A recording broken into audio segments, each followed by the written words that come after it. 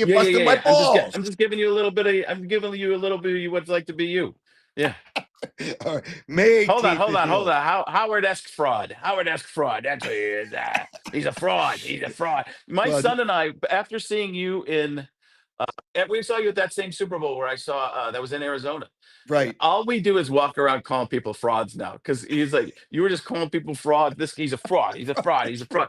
And now my son and I, all we do is just go, he's a fraud. We're fraud. We're fraud. That's a fraud. He's a fraud. We Well, text each other. my name um for LeBron James is LaFraud James because I think he's a fraud. So, and I rip him, and you know, he gave himself. And see, this is being a fraud.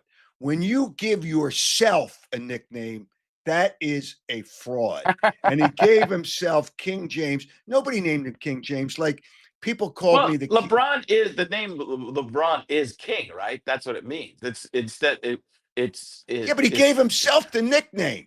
You know, right, right. Yeah, no, I get. back in 1982, I walked in the locker room, in the Phillies locker room, and Pete Rose. Somebody did a story on me, the king of sports talkers on TV, and I was like a few months away from going into TV, and Pete Rose says, "King, you're the king," and then everybody started, but I never gave myself a nickname. That's why I have Elvis in the room because the King's never left the building.